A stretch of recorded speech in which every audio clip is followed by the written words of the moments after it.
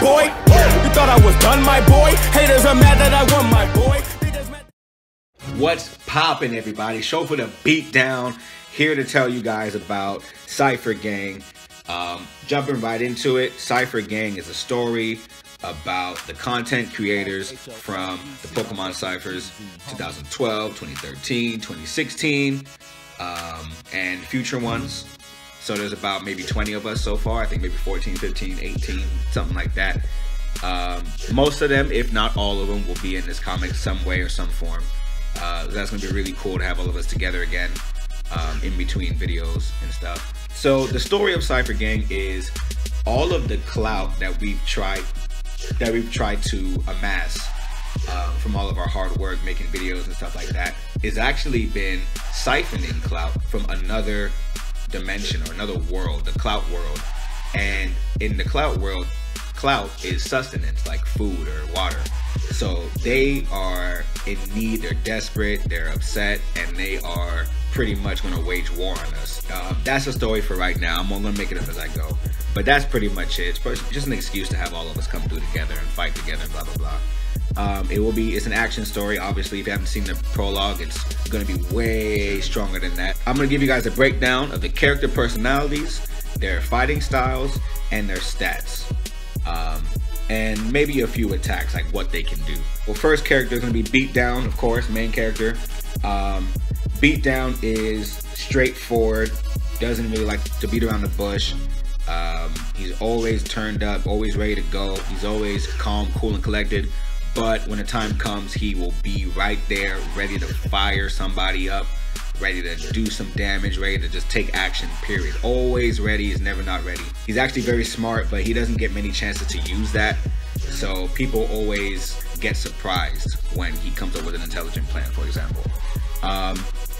Very straightforward in his fighting style. Strong, fast, does not care for defense. He'd rather get hit than just try to dodge or whatever. He just takes damage. Because in the end it helps him out. So his ability is called Second Soul. So Second Soul allows him to make bigger versions of his attacking appendages, arms, legs, whatever. And in this story, the Second Soul form is going to be in the Get 'em hand form. Not much to say about that. You guys are going to see it for yourselves already. When Beatdown takes too much damage from a certain element, he'll become immune to that element temporarily and be able to use that element against the same element that he got hit with and be super effective against it. So he has high HP, even higher attack. He needs a high HP to take more damage from people. His defense is pretty low, so obviously he can't take too much damage. His speed is pretty up there. He's very fast. People are faster than him, like some people, so it's not broken. The clout stat that he has, not too much, not too little. Clout is like a randomizer. It's a variable. It allows you to get away with certain things, or like every now and then Beatdown might do a counterattack, for example. Like it's not normal for him to do, but the clout allows him to do it. The more clout you have, the more stuff you can do. You might use a brand new attack out of nowhere, stuff like that. But with Beatdown, what you see is what you get most of the time. So yeah, some of his attacks are going to be, he has Bullet Bash, where the Second Soul comes out and just pretty much pummels you to death. One of his main moves, he has a move called Bang. If you've seen it in the prologue, Bang is just a one-hitter quitter. He has Super Bang, it's a better version of that, where he punches you and then the Get 'em hand catches you and then brings you back for one more punch. Stuff like that. Just very physical guy. He has a core form, which is an orb he makes out of his Second Soul and bounces it off of an element, so he can use it for like 2 seconds. So for example, if he bounces it off of concrete, he'll be able to use the earth element or the rock element. Does that make sense? So like a basketball almost. So those are some of his moves that he likes to use. He has one very ultimate special move for each element that he can absorb. So for heat down, he uses True Ignition. You know what I mean?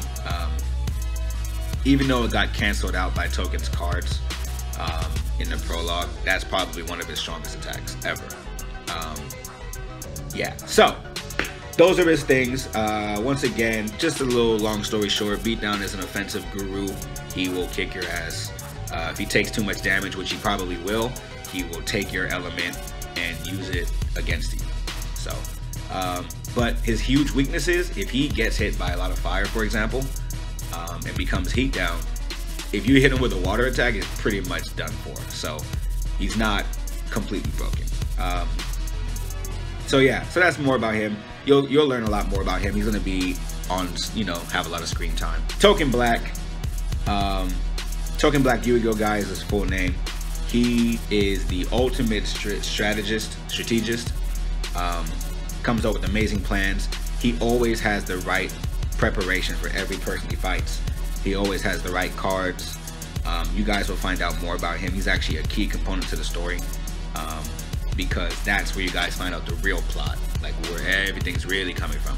It's going to be because of Token Black. Token is a Yu-Gi-Oh fighter, obviously, and because of that, he has life points instead of HP. Because of that, he has a lot more than everybody else. He has the most HP in the game, most life points ever. You can beat him up forever and he will take your damage. Combine that with his above average attack and defense, he's already pretty much a tank. You know, his speed is not bad, but he can get sucker punched a lot, and Beatdown does that to him a lot, and he always is the first hit. So he ended up preparing to get hit. That's how smart he is. He knows it's gonna happen.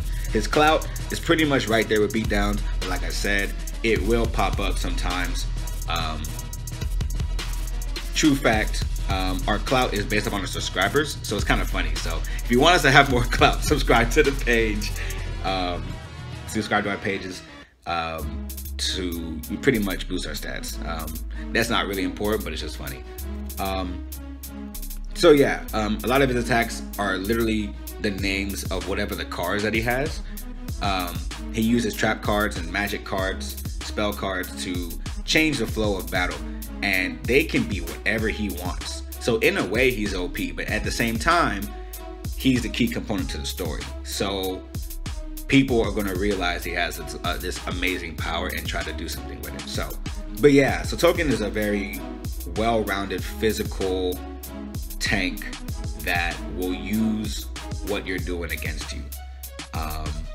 But yeah, next we have Blax, and Blax is very mysterious. Nobody knows what he can do yet unless it's Blax himself. Blax is one of the contestant winners for when I was first making this comic, and I told everyone, yo, if you want to create yourself, let me know what kind of powers you'd have, blah blah blah, or you can get a commission done from me. He got a commission done, so he's automatically in the comic. He's one of my fans. On my Discord, it's from the Young Elite. Young Elite will also be revealed in episode 1 and 2, so you guys will be fine with that info. Blax, as you can see, he has fire on his head. Without giving too much away, is exactly the same type of fire that Beatdown can get when he's heat down. So he will reveal exactly who he is later on. But that's a key component to the story. Also, that's why he's in the he's in the prologue and everything. He's very sarcastic. He's always witty. He always has something funny to say, and funny as in above average, not funny as in like comedy. He is very strong, and when Beatdown realizes who he really is, he's actually very surprised at how he got so strong. So once again, that's going to be in the future. He is also not wearing shoes. That is a huge deal for when you see what he can do because of that. All right. With Blax's stats, he's pretty well-rounded. Less defense, but his attack, HP, and speed are pretty nice. His clout is barely there. Every time somebody sees him, they don't know who he is. However, that doesn't matter because of who he is. So once people realize who he is, they're gonna be like, oh damn, like it doesn't matter how much clout he has or not. So and he's also serving somebody that is pretty much in charge of this war that's about to break out. With Blax's attacks, they're all fire based, obviously. He doesn't really have actual attacks, but he has his fire out, and he'll like shape the fire into certain objects. So like a fire lance, for example, or a hammer or whatever. So the fire that he has is so strong it can become a physical attack to the magical one or whatever. So pretty much it about Blax. You'll learn more about him in the future. Next we have Rogersbase, my boy. This man is super fun to be around. I wanted to make sure that comes out in the comic and his character. By the way, we are going to voice over our lines in this story as much as we can, at least the 4 main characters. But a lot of people are busy and stuff, so we'll try to do as much as we can. But anyway, Rogersbase, my man got the Joy-Con blade for the Joy-Con boys. He got the Mickey gauntlet, Disney gauntlet. He got his little arm on the side, the little shield thing he has that comes out in the story. My boy got the straw hat on his back. This man is not playing, okay? He's always smiling, but he'll kick your ass, all right? Rogersbase is a all-around above average at everything he does, and his clout is amazing. This man is the king of clout, okay? Above average HP, above average attack. Defense is way better than me and Token, and better than Blax. Speed is super up there. His clout is just immense.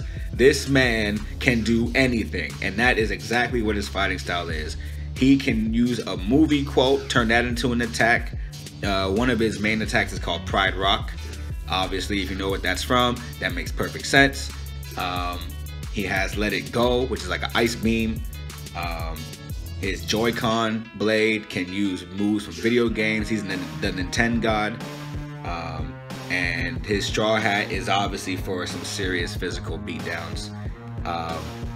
Without giving too much away, this guy can do anything, and he has all the clout in the world, so obviously he is also going to be a key component in this story. He's also one of the main characters, one of the 4 mains. The other 4th main character will come in episode 2, so I won't talk about him. But yeah, so that's pretty much it, I think, right? But yeah, so every time I release an episode of Cyphergang, be ready to vote on the next episode. Be ready to vote on what happens. Be ready to vote on which character comes in the first place. And be ready to vote on what kind of attacks and weapons they'll have, because this is really all about the fans. It's super, super fun. It's also practice for when I want to make my game or my original story, where Beatdown really comes from. So yeah, so anything you guys want to say, just let me know. Hope you guys enjoyed the little slideshow. I'm still working on my animation skills. I have 0, but I know exactly what I want to happen. I just don't want to do all that work. I'm trying to get by with little I can do. But yeah, so let me know what's up, and hit me up on Twitter, hit Token up, Rogersbase, whatever you guys want to do. And I will be back. Deuces.